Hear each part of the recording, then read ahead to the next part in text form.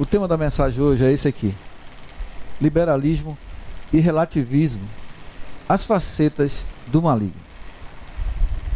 O engano de Satanás. Aí tem uma coisa bem sugestiva: uma mão saindo dentro de um bueiro e colocando uma casca de banana, objetivando derrubar você, fazer você cair. E é notório como o liberalismo e o relativismo ele vai tomando conta das pessoas.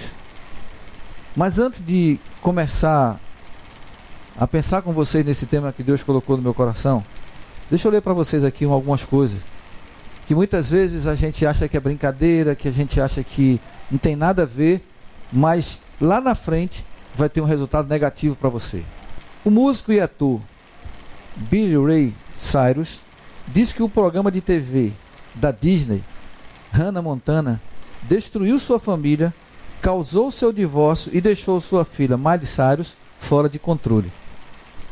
Em entrevista publicada na edição de fevereiro da revista GQ, Cyrus afirmou ao pai que o programa que lançou sua filha ao estrelato nunca tivesse sido feito. Odeio dizer isso, mas sim, apagaria tudo se pudesse. Em um segundo, minha filha ainda estaria aqui, todos bem, seguros e saudáveis, felizes e normais. Teria sido fantástico. Puxa, sim, eu apagaria tudo em um segundo se pudesse. Casado durante 17 anos, Tish, sua esposa, ela pediu divórcio em outubro do ano passado. Eles têm 3 filhos. Miley é a mais velha. E aí ele questionou a filha em algumas atitudes, porque ela estava fazendo aquilo. E ela disse: vá cuidar da sua vida, que da minha cuido eu. Ele questionou a Miley porque ela estava usando droga, porque ela estava saindo desenfreadamente, buscando prazer sexual, que ela deveria repensar e temer sobre essa vida que ela estava escolhendo, porque o caminho que ela estava trilhando, os grandes astros antes dela trilharam e pagaram com a vida. É muito difícil para Miley ver onde ela está caminhando, para onde ela está caminhando, porque ela está envolvida. Ela só olha o imediato, ela só olha agora muito dinheiro, muita fama, muito sucesso, onde chega a idolatrada e outras coisas mais. Isso é bom, isso não é ruim. Ora, você chegar no lugar e todo mundo querer falar com você, querer tirar uma foto, querer um autógrafo, querer estar perto de você, você ganhando milhões e milhões de dólares, conhecido no mundo todo, isso é interessante. Agora, sabe onde começou o problema da Miley? No pai dela.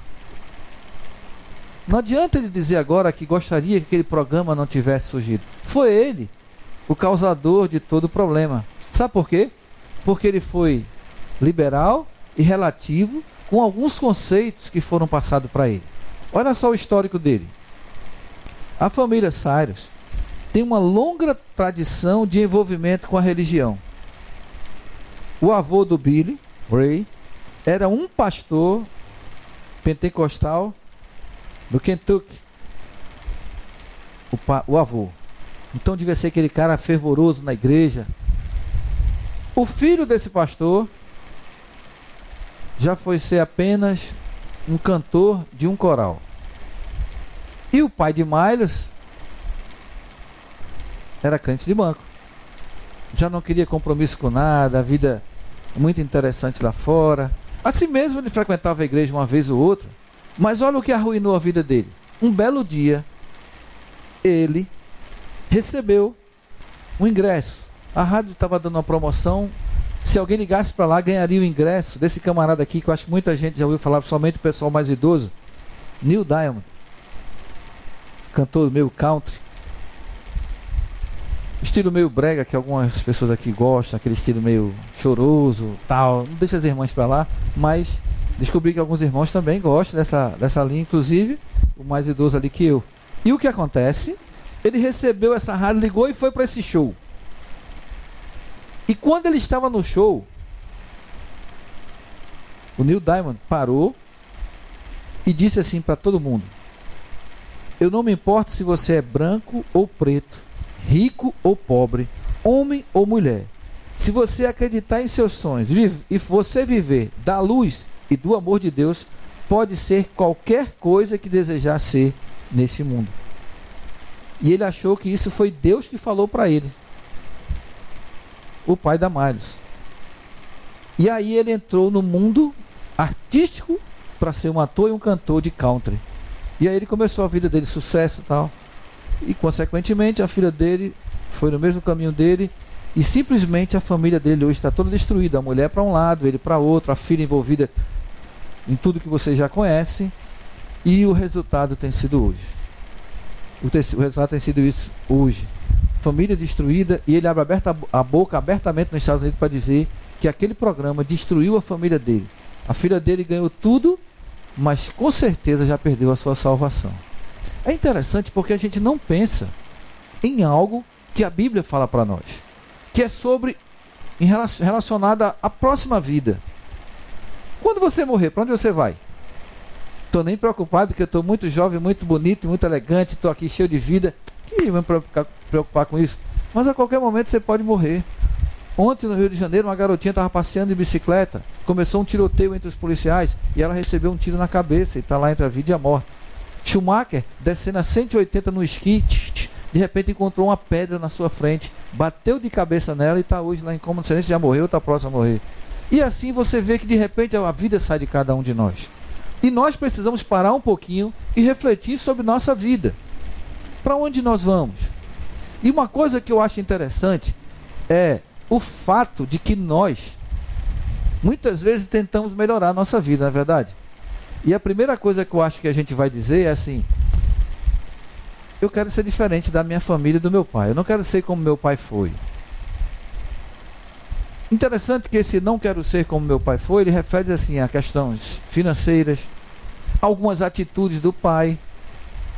E aí eu quero ser melhor, quero ser aquilo outro. Mas também entra uma coisa muito interessante desse não quero ser como meu pai e minha mãe foram, que é a questão do liberalismo e do relativismo. Muitos pais, a primeira coisa que disse: eu não quero criar meus filhos como meu pai me criou. Eu vou criar em uma nova perspectiva. Só que essa perspectiva que ele traz para o seu ambiente familiar é uma perspectiva que vai destruir a família.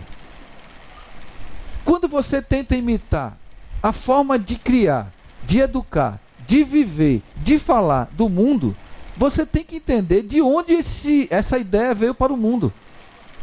E aí o que acontece? Você começa a ser liberal, você começa na sua prática direto, você começa a ser relativista. E aí algumas coisas que você jamais faria, e que porque você não fez, você é a pessoa que você é hoje, porque o teu pai e tua mãe te ensinou, na verdade te educou, você começa a tirar do seu padrão. Portanto, aquela criança, aquele ser que está sendo criado ali, amanhã ele vai ser muito diferente de você. E você tem que entender que o ser diferente, ele podia dar uma olhada para trás.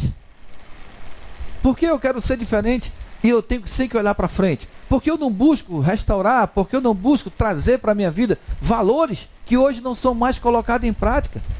Porque os pais não buscam ainda hoje ensinar seus filhos a serem educados, a quando olhar um mais velho respeitar, a ceder o lugar a uma pessoa mais idosa, a estender a mão para ajudar as pessoas. Os pais não ensinam mais isso. É uma independência total. E nós buscamos: eu quero ser diferente. Eu quero ser diferente. Agora, jamais eu quero ser.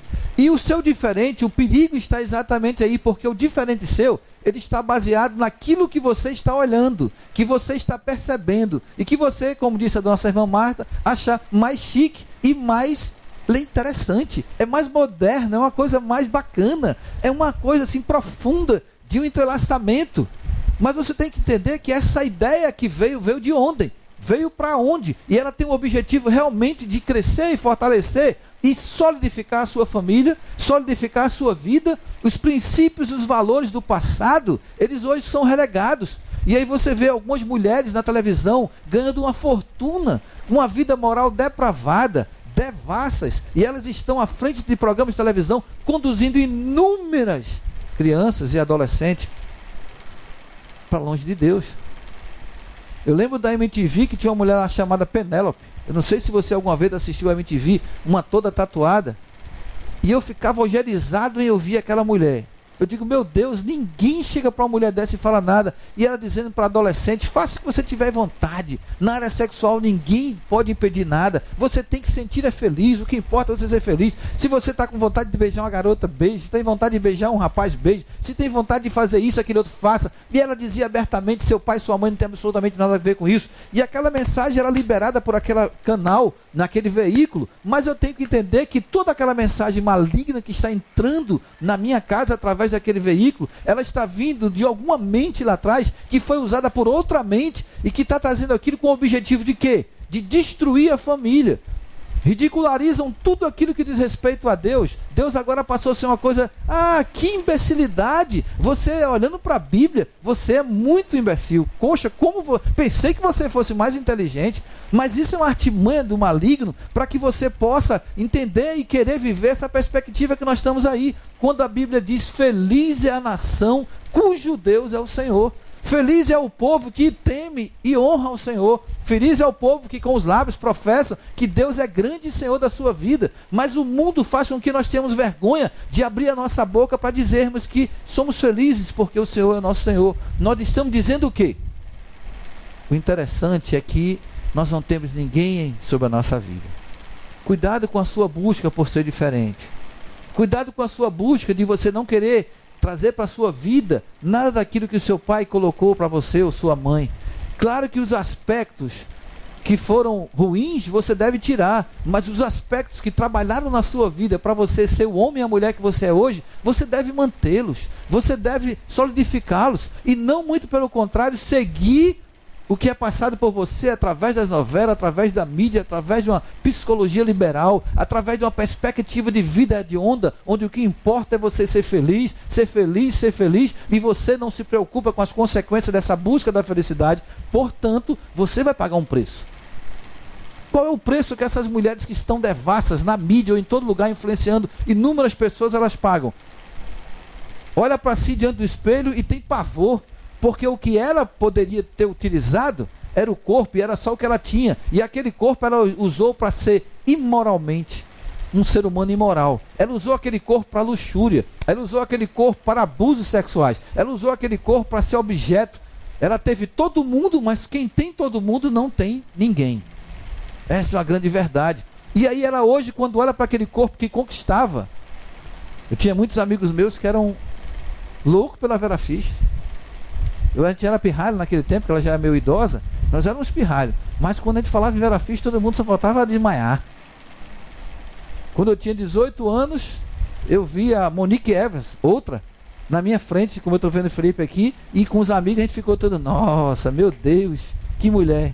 E ela esbanjando para um lado e para o outro, naquela perspectiva dela, se achando a bala, os homens tudo rodeando. Parecia uma coisa assim, animalesca, os cabas tudo em volta, ela se sentindo o máximo ali. Hoje em dia ela entra num programa, escreve carta e depois, eu estou precisando de um namorado. E o pior, não aparece um que a queira. Não aparece um para sustentá-la e trazer alegria ao coração. Ela teve todos, mas não tem nenhum. Essa busca por ser diferente, ela pode trazer consequências graves para a sua vida. E nós precisamos entender, nós precisamos parar, que o liberal, que acompanha o relativo, ele é perigoso para a nossa vida. Quando você não tem parâmetros.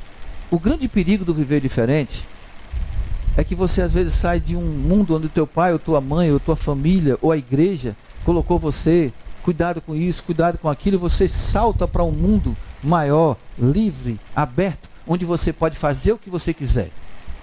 E aí está o grande perigo daquela busca inicial por ser diferente. É que quando você quer ser diferente, você não quer aceitar o que estava funcionando na sua vida. E aí você salta para esse mundo. Pais que estão educando os seus filhos, cuidado com essa busca por uma nova perspectiva de educá-los. Porque talvez você não tenha chance de reparar o erro que você está fazendo. O filho que não respeita mais o pai. O filho que não respeita mais a mãe. O filho que não obedece ao pai e não obedece à mãe. O filho que faz o que quer. O que se observa hoje, já foi uma matéria publicada, são pais reféns de pirralhos. Homens adultos, mulheres adultas, cheio de vontade, cheio do eu, de repente chega uma criança na sua vida e ela te torna um escravo. Em vez de ser uma bênção, como a Bíblia diz, os filhos são bênção, o teu filho passa a ser um estorvo para você. Claro que você não vai dizer isso, mas quando chega no final do seu dia, você diz: que saco, que peso essa criança, porque você vive escravizado, você vive com uma pressão em cima de você, atrás, vivendo para satisfazê-la. Você precisa entender que a vida do casal não pode ser alterada por causa do filho. Eu lembro de um cara que disse: pastor, eu sei que a Bíblia diz o contrário, mas primeiro para mim é meu filho e minha mulher já é o segundo lugar, porque o filho nunca vai deixar de ser filho, mas a mulher pode deixar de ser mulher. Sabe o que é isso? Isso é a informação do maligno. A Bíblia diz que o seu casamento é tão importante que absolutamente nada pode ser mais importante no seu casamento do que a sua esposa, e nada pode ser mais importante para a esposa do que o esposo. Para você ver como o casamento está destruído e acabado. Para você ver como o casamento hoje não vale mais nada. O meu amor é para o meu filho, o meu amor é para o meu filho. Casamentos que estão juntos por causa do filho, casamentos que continuam vivendo para poder preservar o filho, quando assim o fazem. Mas não existe mais o amor do esposo pela esposa. Primeiro, a minha esposa, eu vi um mundano chamado Sil. Você sabe quem é Sil, um cantor? Que tem aí um morenão que tem um rosto cheio de buracos assim no rosto, porque ele teve um problema na sua adolescência, de uma enfermidade que teve lá, então o rosto dele é todo cheio de assim, como se tivesse muita espinha, ficou cheio de marcas. E o cara perguntando para ele: como é que são teus filhos, Sil? Ele falou para mim: no nosso padrão de casamento, em primeiro lugar minha esposa, em segundo lugar os meus filhos. E eu digo: meu Deus, como é que eu posso ouvir isso da boca de um profano, de um cara que não te conhece, que não te ama? E nós que temos a palavra, nós que somos teus filhos, que devemos te obedecer, nós somos capazes de abrir a nossa boca e dizermos: a minha esposa não tem muito valor para mim, porque o que importa é o meu filho ou a minha filha. A minha esposa está em segundo lugar. A Bíblia diz que o marido e a esposa, quando casam, eles tornam-se uma só carne. A Bíblia diz que não há mais possibilidade de união, porque você uniu. E aquilo que Deus uniu, ninguém o separe. E a Bíblia diz que eles serão um. E a Bíblia nos compara ao amor que Cristo sente por nós. E a Bíblia diz assim: quem nos separará do amor de Cristo? E aí diz que absolutamente nada. E aí, quando eu amo meu filho mais do que a minha esposa, eu começo a ter um casamento prejudicado, porque ali no meu casamento não existe realização. A mulher não é realizada e o homem também não é realizado. Porque quem completa o homem não é o filho, é a mulher. E quem completa o casal é o filho. E aí você coloca seu filho no lugar que não devia colocar, coloca sua filha no lugar que devia colocar, a mulher coloca, o marido coloca, e o casamento é destruído e arruinado. Filho, Deus deu a você para ser uma bênção na sua vida, você ter prazer nele. Ele vai ser criado para a glória do Senhor, mas também é para a sua glória. O casal tem que olhar para o filho e alegrar-se em saber que ele contribuiu. E aí é que a Bíblia chama de educar, que é transmitir valores morais, que é transmitir hábitos para o filho na parte ética. Muitos pais hoje não educam, não ensinam o sim e o não, o que pode fazer, o que não pode, como ir. Isso é educar. A Bíblia diz lá que você tem que fazer isso. Isso é uma obrigação paterna. O pai tem a obrigação de dizer, mas esse mundo novo diz para você o quê? O bichinho. Eu fiquei com pena da bichinha, eu fiquei com pena do bichinho, eu não pude dizer o não, eu não pude repreendê-lo, eu não tive palavra forte para ele, eu não tive autoridade sobre ele. Ele olha para mim e vê um rato, ele olha para mim e vê um Zé Ninguém, ele chama para mim e me vê um Zé Boboca, que eu digo não, ele bate na minha cara, diz outra coisa, fala outra coisa. Mas isso é um sistema maligno. E o pai dessa garota aqui viveu toda essa realidade que eu estou dizendo para você, que está clara para os pais, mas os pais não querem ver e não querem aplicar para a sua vida. O Lionel Rich, ele não teve filho e ele resolveu adotar uma filha. E ele deu para a filha tudo o que ela queria. Ele nunca disse não para ela, nunca repreendeu, nunca castigou, nunca deu uma lapada, nunca foi duro com ela. Ela fazia o que queria, com 1 ano, com 2, com 3, com 4, e continuou, 16, 17. E aí eu vi alguma reportagem dizendo que ele sofre profundamente com a filha viciada em droga. A filha que não respeita o pai, uma filha que não dá mínima para o pai, uma filha que vive como bem quer, trazendo transtornos terríveis para o pai. Mas a Bíblia diz que quando se ama, se corrige. Mas hoje o maligno colocou no coração dos pais, não é só de João Pessoa, mas do mundo. O filho tem que fazer o que quer, porque ele é o bichinho. Um amor que não vem de Deus, um amor que não vem da Bíblia, um amor que não é divino. Porque a primeira coisa que Deus diz é: eu corrijo a todo a que amo. Mas aí existe um amor que não vem de Deus, de forma nenhuma. E esse amor impera na família, impera no pai, que fica o pai com um excesso de amor do lado, parece que os dois ficam competindo, quem é mais amoroso, mais permissivo, mais liberal, passa mais a mão, e aí o filho vai crescendo sabendo que domina os dois e pode fazer o que quiser. E ao fazer o que quiser, ele começa a trazer transtornos terríveis para o lar. É a busca por viver uma nova forma de viver. A Bíblia diz que o pai está junto ao filho, para o quê? Para educá-lo. Vem cá, foi o que você fez. Você sabe o que implica que você fez? Não, claro que ele não sabe. Você não é inteligente, não é? Você sabe que aquilo que o seu filho está fazendo vai ter uma consequência se você não alertou, não sentou com ele. Você não conversou com sua esposa, você não conversou com seu amigo. A sua nova forma de viver, você vê seu amigo indo para o inferno, você vê a família indo para o inferno e você não diz nada, você fica calado, você fica aceitando. Essa não deve ser a nossa perspectiva de vida. Eu estou preparando um estudo para casar, já vou falar novamente. Porque todo mundo só começa a falar do casal daqui para lá. Porque o que Deus uniu, Deus nos separou. Eu vou trazer exatamente do Apocalipse para trás. Eu quero logo mostrar como é que deve ser o casal. Por que você está vivendo hoje o que está? Porque você não obedece absolutamente nada do que está na palavra de Deus. E depois você tem a cara de pau dizer que eu quero me separar. Mas é claro que você quer se separar. Você está vivendo segundo a nova perspectiva de vida. Você não quer viver a responsabilidade como a Bíblia diz que você deve viver no seu casamento. Mas aí fica muito fácil. Porque como homem, como carnal e como mundano, o interessante são mais mulheres, quanto mais melhor. Se eu puder ter uma hoje e ser um Salomão da vida, para todo homem isso é interessante. Quem diz que não é, conversa mole. Deve ter algum problema para não ser. Mas o homem natural, o objetivo é esse. Mas o que é que a Bíblia diz? A Bíblia diz para mim que eu tenho que viver de uma forma que agrade ao Senhor, de como está aqui, e não uma forma como está colocada para mim. Portanto, quando eu começo a olhar a Bíblia de lá para cá, eu começo a observar que eu não tenho a menor possibilidade de chegar para minha esposa e dizer para ela: não quero mais você. Mas não existe a menor possibilidade. Porque se eu fizer a minha parte e ela fizer a dela, nunca nenhum dos dois chegará a uma palavra como essa. E essa busca por viver uma nova perspectiva, ele destrói a família, destrói o relacionamento e o cuidado que o pai deve ter com o filho, destrói o relacionamento e o cuidado que o pai e a mãe devem ter um com o outro, o relacionamento da igreja, o relacionamento de um mundo, e isso tudo é uma preparação para algo que o maligno quer. Olha só que coisa interessante. O fechamento disso aí é exatamente assim: Deus me livre de utilizar a Bíblia. Olha como é que ele olha para a Bíblia. Algo empoeirado, retrógrado, absolutamente fora de moda, absolutamente inútil. A Bíblia passa a ser algo assim: meu Deus, como é que alguém pode se guiar por uma coisa horrível como essa?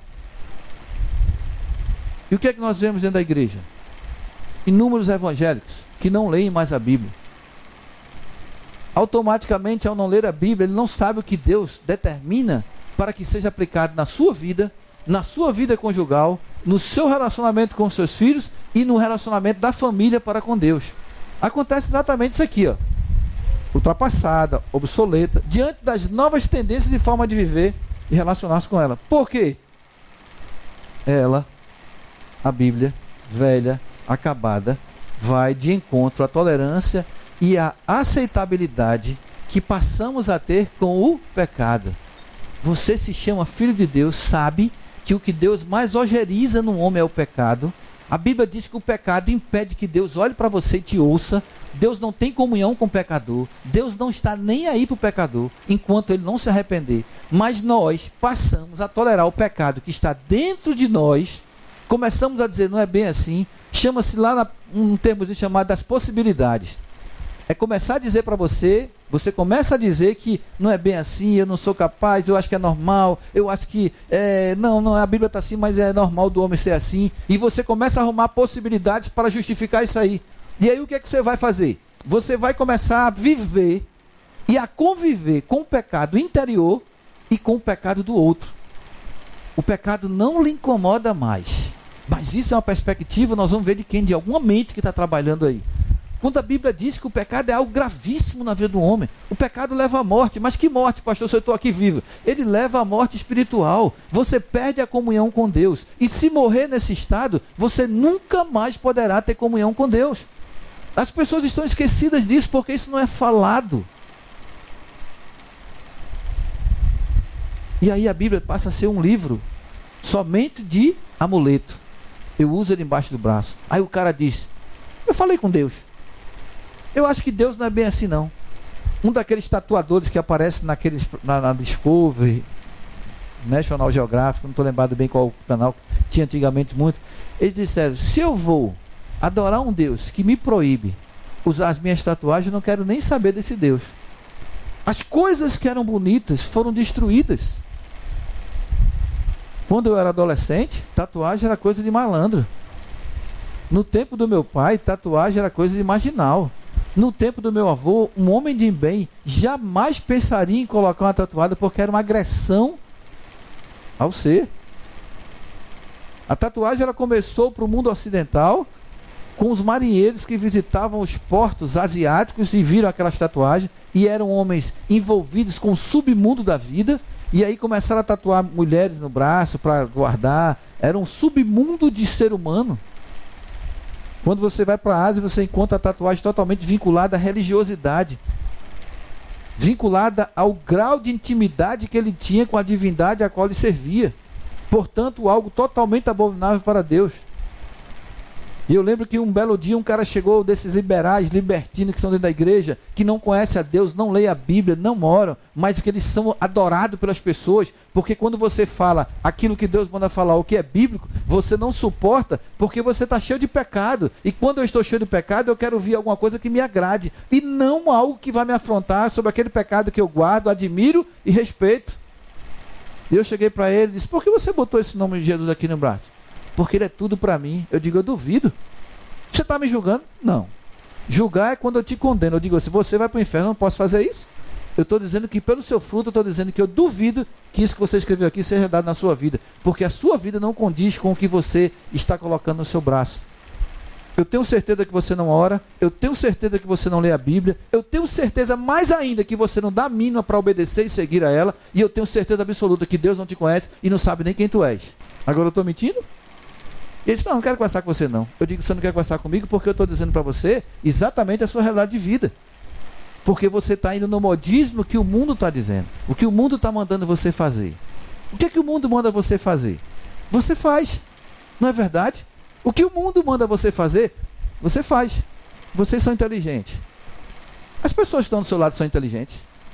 São, não são? Ou você acha que não? Claro que são inteligentes. Talvez até mais do que eu. Concorda comigo? Claro que são. Vocês são inteligentes. Então vamos pensar comigo aqui. Tenho meia hora para pensar com você aqui sobre algumas coisas. Abra sua Bíblia em 1 João 5,19. O que eu gostaria é que você passasse a amar o Senhor Jesus. Você não deve servi-lo e estar diante dele por medo. Você não deve estar servindo a ele, abstendo-se do pecado por medo, de forma nenhuma. Você tem que fazer isso porque você foi lavado. E você não tem mais a condição de fazer. Porque você sabe que aquilo não é mais interessante e bom para você. Se eu perguntar a qualquer um de vocês que estão aqui, quem gostaria, se nós colocássemos aqui uma lata, mais ou menos uma lata daquela de tinta, e ela pela metade de fezes. Por que você não queria fazer isso, Frank?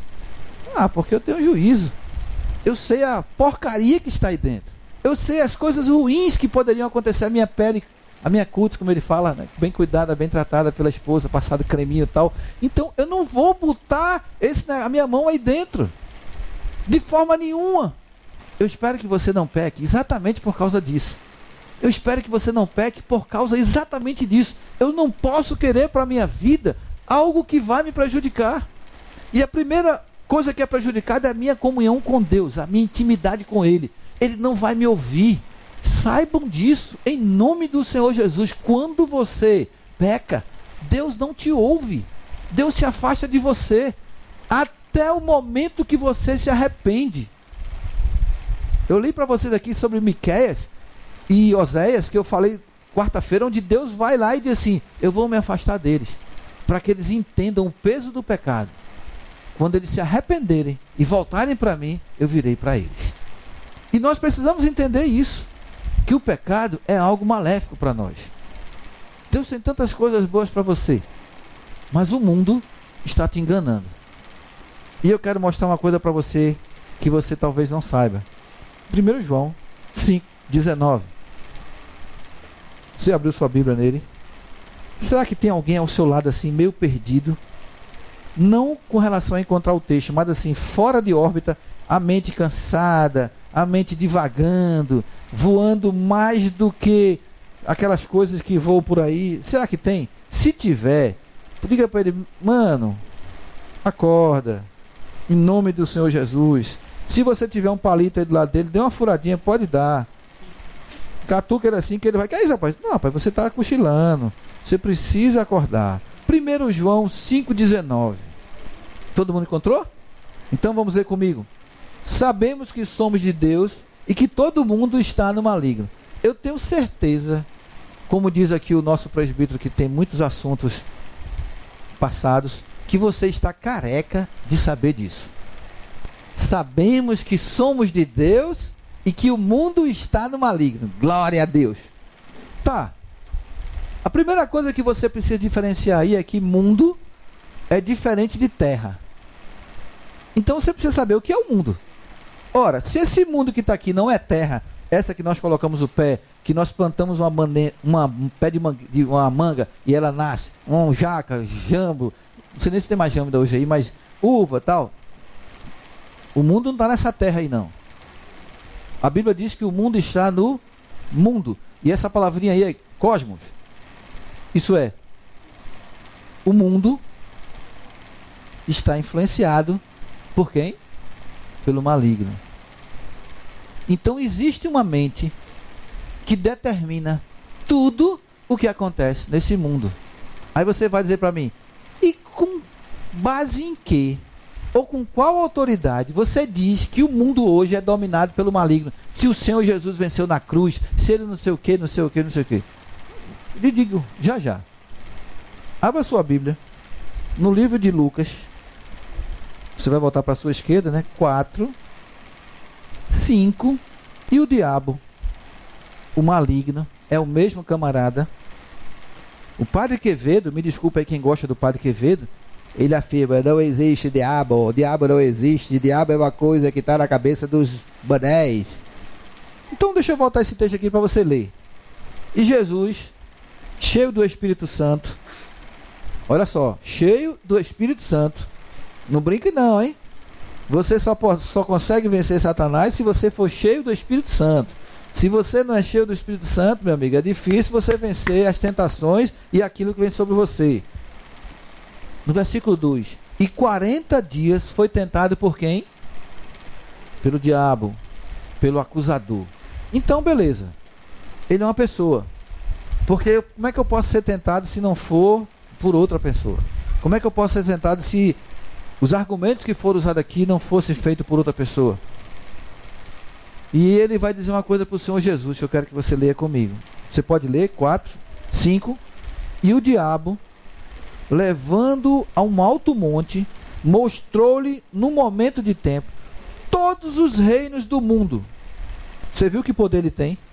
Ele levou o Filho de Deus para um alto monte, e lá do alto ele mostrou, em um momento, todos os reinos do mundo. Isso ele mostrou para ele a grandiosidade, o poder, o status, aquilo que talvez você não consiga ver com os olhos terrenos e materiais. Ele mostrou para o Senhor Jesus na perspectiva espiritual. Olha só isso aí, tudinho. Agora, olha a autoridade minha para dizer para você aquilo que eu disse, de onde vem. E disse-lhe o diabo: dar-te-ei a ti todo este poder. Olha só o que é que o mundo tem: poder e a glória. O que é que vem dizendo agora aí? Porque a mim me foi entregue e dou a quem quero. Portanto, se tu me adorares, tudo será teu. Agora eu pergunto para você: quando você começa a viver a perspectiva do que os outros estão vivendo, você está sob influência de quem?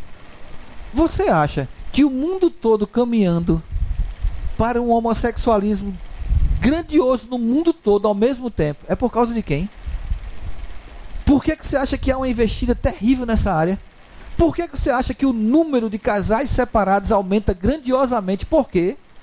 Por que você acha que o número de moças que não estão mais nem aí para a vida santificada, de rapazes que não são nem aí para a vida, é motivado por quê? Você acha que o grande número de drogados, como eu passei dentro da Cracolândia em São Paulo e fiquei horrorizado, porque eu vi uma plateia ou um aglomerado de pessoas igual esse que está aqui, ó.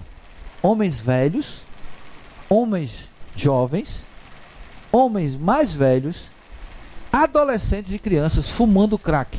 Isso era meninas e meninos. Por que você acha disso? Porque você acha que o mundo todo, a safadeza impera na política para roubar tudo que não é dele? Por que você acha que a mentira impera no mundo? Por que você acha que o liberalismo toma conta do mundo? Por que você acha que cada vez mais tem depravados? Cada vez tem mais idólatras? Cada vez mais tem homens e mulheres que não podem ter uma vida santa diante de Deus? Por causa de quê? Por que você acha que a mídia toda hora fala a mesma língua? Por que você acha que todo mundo odeia Israel? Por que você acha que todas as religiões se unem? Por que você acha que tudo está caminhando tão interessantemente para uma convergência? Você acha que isso é coincidência? Ou você acha que tem uma mente maligna trabalhando em todos os setores do mundo para levar o mundo todinho a pensar exatamente como ela quer? E essa mente maligna ela é muito poderosa. E o que é que ela tem feito? Ela tem trabalhado para destruir algumas coisas. A primeira delas é a família. Se eu destruir a família, eu já estou quase sempre vitorioso. Destruindo a família, eu também destruo logo em seguida a igreja. Destruindo a família e a igreja, eu destruo o camarada. Se você observar, a arte, ela está a serviço do dominador. Se você observar a filosofia, ela está servindo ao dominador. Tem um filme que está aí passando, 50 Tons de Cinza. Quando eu estava lá no hotel, eu vi uma família, uma mãe com o pai e mais 3 filhas, onde a mãe iria assistir o filme com as 3 filhas. Eu digo, a mente daquelas garotas e a mente da mãe e do pai nunca mais será a mesma. Quem é a mulher aqui que gosta de apanhar? Quem é? Quem é aqui a mulher que gosta de ser torturada, humilhada e massacrada? Se você, mulher, gosta disso, é porque você já tem algum espírito maligno dentro de você que aprisionou sua vida. Se você gosta de apanhar, de ser humilhada, de ser massacrada, isso é possessão demoníaca de humilhação na sua vida. Porque qualquer mulher normal, ela quer ser bem tratada, ela quer ser bem amada, ela quer viver para a plenitude da glória de Deus e não ser um capacho. Uma jornalista foi dizer que você não deveria assistir o 50 Tons de Cinza, e ela começou falando e eu achei interessante. Pelo menos uma mulher, eu não assisti, eu vi a sinopse traduzindo o que é, falando sobre o filme, não me interessei, minha esposa também comentou comigo alguma coisa. A maioria das mulheres querem assistir porque é o máximo. Aí quando chega agora na hora, para que vocês mandaram criar a Lei Maria da Penha? Se gosta de apanhar, levar cacete, levar burro, bofetada, amarrada, pendurada de cabeça para baixo, chicote, vela, tome pau, todo. Para que a Lei Maria da Penha para vocês? Não é? E aí a jornalista vai lá na frente assim, mas sabe de uma coisa? Você é livre para fazer o que você quiser. Faça e viva a sua pornografia, viva a depravação de acordo com o seu interesse. Olha só onde chegou. Não existe mais princípios e padrões. Faça o que você quiser. Qual é a mulher que vai assistir um filme daquele, especialmente se for um adolescente jovem, onde um cara chega lá e bate nela, olha, eu tenho um gostinho um pouquinho diferente de todo mundo, qual é? Você vai entrar no meu quarto e aí você vai assinar um documento, porque lá dentro o negócio pega, e você entra, o que é? Lá, quando chegar lá, você vai ver, quando chegar lá tá o chicote desse tamanho, correia, enforcador para cachorro, Aquela carapuça que bota na cara, amarra e você fica só apanhando, não pode sair nada. Leva uma surra, fica 3 dias lá, quando os hematomas diminuem, você vai embora para casa. E o pai e a mãe louca lá. Qual é a mulher que vai casar com um homem por dinheiro? É muito pobre. Você tem que casar com alguém porque você o ama pela pessoa que ele é, e não por aquilo que ele tem, porque ele vai te deixar. Não tem corpinho bonito e nada no mundo que segure um casamento se não houver o amor pela pessoa. A consideração pela pessoa, por aquilo que viveram, por aquilo que construíram, e porque Deus os uniu. E o mundo está aí perdido. A ciência trabalha profundamente para destruir o homem, com a perspectiva de fazer coisas boas. Criou-se a fusão nuclear para que pudesse ter energia barata e em grande quantidade. O homem vai lá, joga uma bomba no Japão. Um belo dia o povo amanhece, as crianças indo para a escola, as mães felizes, preparando a comida, e a criancinha vai andando, de repente, a 500 metros do chão, explode a bomba, um clarão tão intenso, mas tão intenso, que as pessoas no raio de alguns quilômetros da bomba são imediatamente vaporizadas. Você desintegra-se. E eu falei para você que o cara, quando ele viu o clarão, ele botou a mão, fechou os olhos, botou a mão no rosto. Ele disse que foi a última imagem que ele viu. Ele viu todos os ossos das 2 mãos dele passando pela mão, e ele com o olho fechado. Nunca mais ele viu nada, porque tudo foi queimado dos olhos dele. E ele viu. Foi um homem que soltou. E aí quando você olha para a imagem do japonês lá embaixo, você fica, meu Deus, como o homem é desumano. Eu imagino uns adolescentes como esse, tudo cheio de vida, cheio de perspectiva, e eu, por questões políticas e outras coisas mais, eu jogo uma bomba que vai exterminar. Aí outras pessoas não terão a mesma sorte de serem vaporizadas. Elas ficam vivas, só que toda a pele derrete e imediatamente ela fica 100% queimada. Outras vão ficando 80% e destruídas, e a pele derretendo na pele, e o cara disse que andando, e a pele dele caindo, os dedos caindo, e ficou mutilado. Apareceu uma mulher que escapou com as mãos toda torta, o dedo, não sei como é que aquilo aconteceu. E aquilo foi gerado por seres humanos que se dizem cristãos. Nós temos que fazer isso para proteger o nosso povo. Mas tudo isso há uma coisa maligna. A ciência estuda para destruir o homem. A tecnologia vai crescendo para trabalhar a serviço do anticristo. As drogas estão aí aumentando. Eu falei para vocês da droga que está sendo comercializada no norte da Europa, onde você injeta droga no seu corpo e aquele lugar onde a agulha entrou, ele necrosa. E você vai furando em outro ponto. Cada pico que você dá, a agulha, quando sai, aquela parte onde a agulha entrou, necrosa, e não há remédio no mundo que volte a pele a ficar sadia. Ela necrosa e vai matando toda a pele. Não adianta você cortar, ela continua, ela se ramifica e vai destruindo o camarada. E aí tem homens e mulheres andando lá, jovens, cheios de vida, que você vê o osso de um lado para o outro e vê às vezes passando enquanto não necrosa. E o cara dizendo, a mãe dizendo para ele, ajoelhada para a filha, minha filha, você tem um futuro tão lindo pela sua frente, e você está se destruindo, porque a perna dela estava com um buraco de um lado para o outro, a carne necrosando mete isso. A única solução aí é amputar a perna bem em cima, porque se amputar embaixo, a necrose continua. Não tem mais como parar isso aí. E a mãe chorando, e ela dizendo para a mãe, mãe, eu sei, mas eu não consigo me libertar. A política, ela está a serviço do dominador. E a religião também. O dominador infiltrou nas igrejas pastores liberais, pastores relativistas, que visam o bem-estar da pessoa, mas não visam o seu bem-estar espiritual. Pastores que apacentam a si mesmo, não estão preocupados se você vai para o céu ou se você vai para o inferno, é um problema seu. Eu estou aqui para enganar vocês com a palavra de um amor. Na verdade, eles estão enganados a eles mesmos, né? Eles estão enganados e enganam as pessoas, onde o que importa é amor e a felicidade. Isso é antibíblico. O que importa é obedecer a Deus para você ter a vida que você deveria ter com Deus. E naturalmente as pessoas vão caminhando e vão caminhando. 2 Coríntios, por favor, abra sua Bíblia, 6, 17 e 18. Deixa eu dizer uma coisa para você antes que você leia esse texto. Todos estão me ouvindo? Eu vou chamar de novo a sua consciência e o seu raciocínio para pensarmos sobre algo. Existe um grupo de pessoas que eles gostam de viver na vanguarda. Vanguarda é diferente de retaguarda. Retaguarda, atrás da guarda. Vanguarda, à frente da guarda. E a tradução é mais ou menos essa daí. A vanguarda é um grupo de pessoas que quer viver à frente do seu tempo, com ideologias e práticas diferentes das que são experimentadas no seu dia a dia, ou então já no seu dia a dia vivendo de forma diferente. Então são pessoas que adiantam.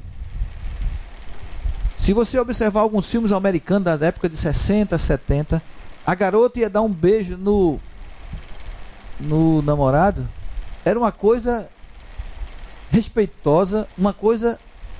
Não era assim? O que foi que a televisão fez? E o cinema fez? Colocou os filhos em rebeldia plena contra seus pais. O que foi que a manifestação hippie fez? Ela colocou os jovens em rebelião contra tudo que era de legal e moral, inclusive pais e família e Estado, e levou o jovem para onde? Para onde Satanás leva todo mundo? Para o liberalismo e para a imoralidade. Liberal, relativista e imoral é a consequência dos 3 pontos. Todo mundo conhece o Woodstock, sabe a história do Woodstock. Nunca mais o mundo foi o mesmo quando uniu sexo, droga e rock and roll. A partir dali, a mídia começou a trabalhar destruindo a família. A partir dali, a mídia começou a trabalhar para destruir a igreja. A partir dali, a mídia começou a trabalhar para destruir a palavra de Deus. E qual o resultado? O resultado é um mundo cada vez pior. Se você é da época de Fernanda, Fátima, Dona Marta, o mundo melhorou? Alguém pode dizer, o mundo hoje está melhor, pastor. Era uma coisa assim no meu mundo, mas hoje está melhor. O que eu escuto dizer é, o pessoal da época do seu Amaury diz o quê? Que ia caminhar e dormia com a janela aberta do quarto porque não tinha absolutamente nenhum perigo. A época do irmão Moisés diz o quê? Naquela época, pastor, nem porta a minha casa tinha porque não tinha perigo nenhum. Os pirralhos brincavam na rua até 8 horas da noite, 9 horas. Na época do seu Amaury, o cara ia policiar e voltava a pé, não tinha problema nenhum. Ontem eu vi o cara dizendo, a minha filha tem 16 anos e eu não deixo ela andar de ônibus. Eu vou levá-la e buscá-la para onde ela quiser ir, porque eu não vou entregar minha filha para ela ser vítima desse mundo violento, cruel e irracional que está aí. Quando as leis não protegem as pessoas de bem, mas muito pelo contrário, quem paga o preço é exatamente o cidadão de bem, porque os vagabundos sobre eles são passadas as mãos, seja ele de que esfera for. Está tudo solto, tudo rico e continuam matando. E ele disse, eu não vou deixar, eu não vou permitir que isso aconteça com minha filha. Então, quando você olha para o passado, você disse que hoje está melhor? Tá, dona Marta? Tá, Fernanda? Tá, Fátima? Irmão Moisés? Tá, irmão Moisés? Hoje está melhor? De jeito nenhum. Irmão Ari está melhor? Não. Por que você acha que no seu vai ficar melhor amanhã? Eu falei para você aqui de 3 gerações, porque eu não faço parte dessa geração deles não, eu sou muito mais novo. Mas... esqueci do Frank, foi esse 60 ali. É, uma 50. Então, quando você observa, não tem perspectiva de melhoras. Mas continua a mesma mente que vem estragando o mundo desde a época do seu Amaury e da época do irmão Moisés, a mesma mente continua trabalhando e continuará trabalhando para que os seus intentos sejam concretizados. E o objetivo dele é acabar a sua família, o objetivo dele é acabar a sua fé e o seu envolvimento com a igreja. Em terceiro lugar, desacreditar a palavra de Deus para você, e a partir daí você está na mão dele para ele fazer o que ele quiser, e é isso que ele está fazendo. Eu vi uma explicação de um cientista falando sobre o celular. No que ele está se transformando. Ele é o maior destruidor de relacionamentos. Não falo de relacionamento de casado, de relacionamento pessoa a pessoa. Os celulares, os jogos eletrônicos e a mídia eletrônica como um todo, elas estão isolando as pessoas para poder ter o domínio total e completo sobre ela escravizando-os a tal ponto que elas sejam incapazes de reagir a qualquer tipo de ação. Quantos casais nós temos visto que chegam no ambiente, o cara senta na ponta da mesa, a mulher senta na outra, e eles ficam lá um conversando, não sei se são entre si ou são com outros. Por isso, quando eu dou carona a alguém, que o cara entra no meu carro, eu digo, desligue seu celular. Por quê? Ou você vai conversar comigo, ou eu não serei teu motorista. Tu desce e vai de ônibus, porque tem ônibus ali para ter motorista para te levar. No carro a gente tem que ir conversando. Josh McDowell disse uma coisa interessante. Na minha casa tem uma caixa. Ele é americano, é liberal, mundo liberal. Ele disse que tem uma caixa na casa dele. Quando ele chega, ele pega o celular dele e bota lá dentro. Quando a mulher dele chega, bota o celular lá dentro. Quando os filhos chegam, os netos, todo mundo bota o celular lá dentro. E quem entrar na minha casa, a primeira coisa que faz é bota o celular ali. Por quê? Por dois motivos. Para saber o que você está utilizando no seu celular e para que a nossa comunhão não seja interrompida. Não entra na minha casa com celular. Não entra, absolutamente não entra. Se entrar, deixa lá. Ah, minha mãe está ligando, vai lá, atenda e todo mundo fica em volta dele e atende. Alô, mãe, tudo bem? Tudo bem, como é que você vai? Ah, eu estou na casa do McDowell. Ah, tá, fica aí, tá, tchau, tchau. Pronto, desliga, bota aí dentro, pronto, vamos conversar de novo. Aí, ligou o tio, ou então o telefone para ele. Queria falar com o pastor Jorge McDowell. Pois não. A obra, beleza, o tempo fica lá. Ele disse, nada do pirralho com o celular no bolso. Quando a mãe chega, o que é que você está olhando? Mãe, você tem que preservar minha intimidade. Porque quem é que diz isso? O maligno. O maligno diz que eu tenho que ter direito à minha privacidade. Eu quero meu quarto fechado com chave. Quem disse isso, meu filho? O maligno. Os documentos que chegam para minha esposa eu não abro. Não é porque eu não tenho autoridade para abrir, não. É porque eu não quero abrir. E os que chegam para mim, ela não abre, não é porque ela não tem autoridade, que ela abriu, qual é o problema?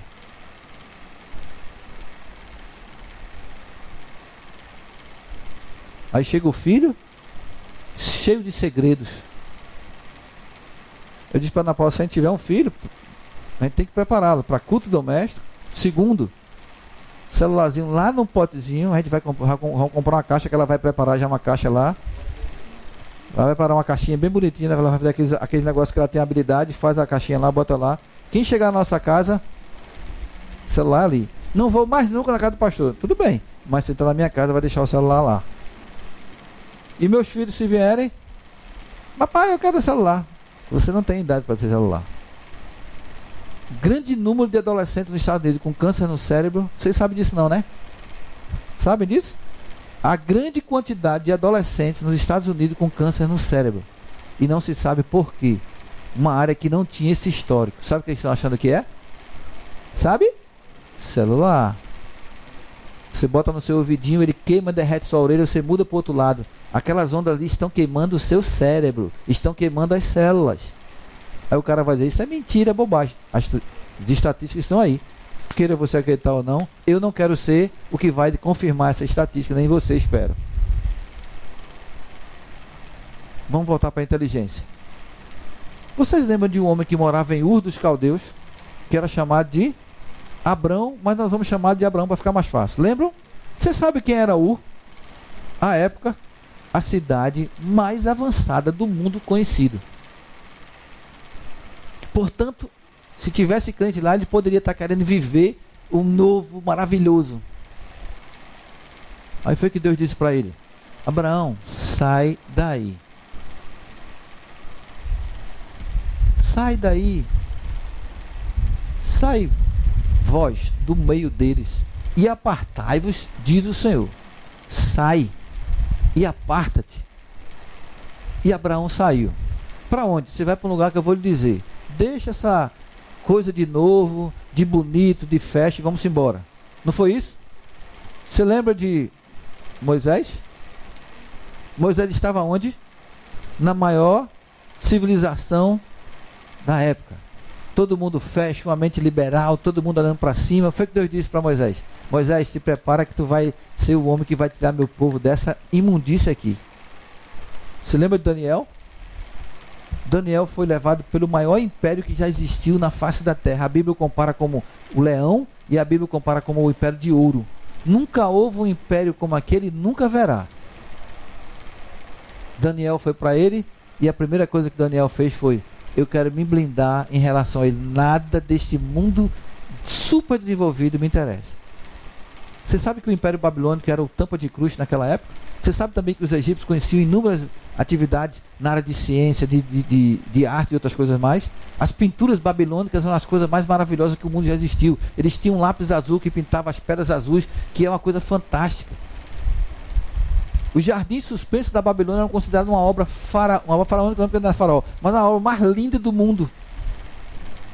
A cidade era uma coisa fantástica, ela tinha muros duplos. Se porventura ela tinha um lago enorme em volta da cidade, se porventura ela fosse atacada, o cara liberava água e tudo em volta da cidade encharcava e o exército não tinha como chegar perto pela quantidade de água que era gerada ali, e eles estavam protegidos. As muralhas eram duplas, algo fenomenal.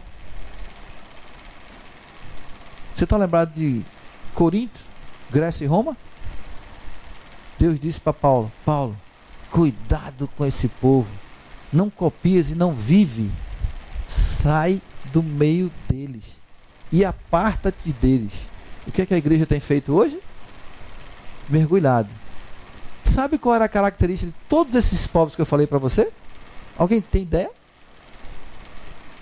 Liberalismo. Eles eram extremamente liberais e eram relativos. Qual Deus que você serve?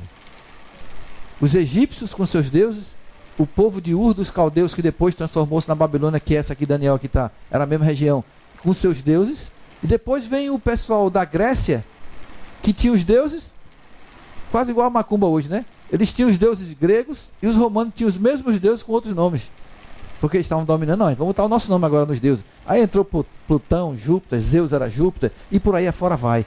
Mas o grande marca deles era pluralismo religioso, era plural, o liberalismo, o relativismo e, pasmem, a imoralidade sexual. E a Bíblia diz: saia do meio deles. E talvez você esteja sendo atraído por essa mentalidade que está destruindo as famílias, a mentalidade que está destruindo a igreja, a mentalidade que está destruindo o homem, o mundo, a mentalidade que está separando as pessoas, a mentalidade que está dizendo para o pai: pai, deixa teu filho fazer o que quiser, porque é o bichinho, é a bichinha. Ora, se ela te enfrenta hoje com 5 anos de idade, por que você acha que ela não vai lhe enfrentar quando tiver com 16? O Felipe falou para mim um exemplo de uma mulher que o pai chegou para ela e disse: essa sua atitude vai trazer grandes complicações para você. Mas isso foi falta de educação. Não foi falta de ensino, não, porque ensino é técnico, ensino é conhecimento técnico, educação é a passagem para as crianças de valores, e está envolvido com a ética. Meu filho, você não pode agir assim. Não, o bichinho. Eu vi crianças batendo na cara do pai e o pai sorrindo. Como é que você, pai, permite que uma criança, teu filho, bata no teu rosto, quando você deveria ensinar para ele: meu filho, pai e mãe são as coisas mais sagradas para uma criança? E você fica sorrindo com uma coisa dessa? Ah, o bichinho não sabe o que faz. É, exatamente, ele não sabe o que faz, mas ele já tem a estultícia e inteligência, e cabe a você ensiná-lo. Quem é que está te ensinando, marido, que a mulher não é para ser valorizada? Quem é que está te ensinando, marido, que a mulher é para ser colocada de lado? Quem está te ensinando, marido, para tu ter outras mulheres? Mulher, quem está te ensinando que tu és maior do que o teu marido? Mulher, quem é que está te ensinando que tu não deves consideração e respeito ao teu marido? Mulher, quem é que está te ensinando que se teu marido não prestar, chuta ele e arruma outro? É o dominador que está dominando tudo. E aqueles agentes dele estão todos voltados para o mesmo lado. Mas a maioria das pessoas não percebem a malignidade do que o mundo vive hoje, quando tudo, mas é tudo, absolutamente tudo. Eu estava falando com os irmãos ali e disse assim: você observou que todo mundo odeia Israel? Você já observou isso ou não? Você já observou que o mundo inteiro odeia Israel? Me diga o que é que Israel tem feito para o mundo odiar. Vamos ser racionais. Vamos deixar um pouquinho de lado qualquer tipo de preconceito e me diga: o que é que você vê de lógico no mundo para o mundo todo odiar Israel? odeia Israel o Islã, odeia Israel todo o resto do mundo, odeia Israel a Igreja Católica, odeia Israel os evangélicos, uma parte deles. Por quê? Porque é um trabalhar maligno para que Israel seja aniquilado. E ele tem trabalhado onde todo mundo converge. Nós temos que terminar Israel. Por quê? Porque eles estão destruindo os pobrezinhos dos palestinos. E eu falei para os meninos ali, está mais do que comprovado que nunca existiu na história da humanidade uma etnia chamada Palestina. Eu disse, a Palestina nada mais é do que pegar Baixo do Cabrobó, pegar Josenildo de Conceição, pegar Filipe de Alto do Piancó, pegar Franco do Jaburu, juntar tudinho e dizer, agora vocês são xibitas. Que bexiga é xibitas? Ai, xibitas. E aí vocês vão brigar agora contra o pessoal de Pernambuco, porque eles vão dizer que isso aqui é de vocês. Aí o cabo de Cabrobó, de Serra Talado, tudo diferente de si, cara chato, todo comprido, orelha grande, orelha pequena, venta nariz grande, e tudo dizendo que é tudo da mesma linha. E aí tá todo mundo nascendo, os bichinhos dos palestinos, que vão lá, Israel joga uma bomba, mata não sei quantas pessoas, Israel diz, matou, então vou matar você também. É o direito que eu tenho de defender o meu povo. Quantas vezes você viu Israel botar bomba lá, sem primeiro ser atacado? Quantas? Duvido que você me mostre uma vez que Israel jogou bomba de graça. Eu duvido. Sempre ele retalia como sobrevivência para o povo. Agora, por que o mundo todo odeia Israel? Porque aquele que domina o mundo, e alguns evangélicos hoje acham que o Senhor já domina o mundo e tal, ele já é vencedor, mas ele não domina o mundo. Quem domina o mundo, as pessoas que estão no mundo, é Satanás, o maligno. E as pessoas, todas elas, odeiam Israel. É porque essa mente tem poder. Ela tem agentes que estão trabalhando nesse mundo para levar o mundo para onde ela quer. E o relativismo e o liberalismo é algo profundamente impregnado na sua mente, para que você não tenha nada a impedir que ele domine sobre a sua vida.